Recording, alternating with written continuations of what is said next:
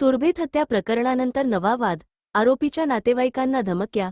तुर्भे येथील 60 वर्षीय अजरुनिसा खान हत्या प्रकरणाने आता वेगळेच वळण घेतले आहे.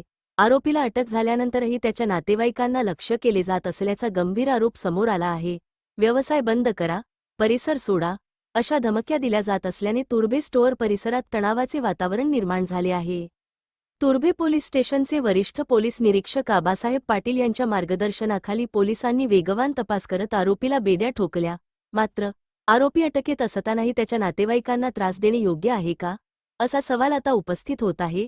हत्या प्रकरणानंतर आरोपी सापडेपर्यंत काही हितसंबंधितांनी हिंदूंनी हत्या केली असा आरोप करत रास्ता रोको आंदोलन केल्याची चर्चा परिसरात रंगली आहे.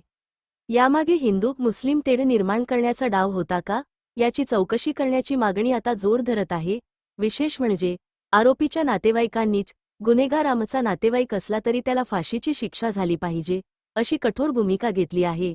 तरीही निरपराध कुटुंबियांना लक्ष्य करून परिसरातील वातावरण बिघडवण्याचा प्रयत्न होत असल्याचा आरोप करण्यात येत आहे. या संपूर्ण प्रकरणात पोलिसांनी हस्तक्षेप करून आरोपीच्या नातेवाईकांना संरक्षण द्यावे आणि समाजात द्वेष पसरवणाऱ्यांवर कठोर कारवाई करावी, अशी मागणी नागरिकांकडून होत आहे. का पोलीस अधिकारी या विषयावर लक्ष देणार का? पाहत रहा समीर शेखसह P4 news. Police press public power. Like करा, शेअर करा, सबस्क्राईब करा.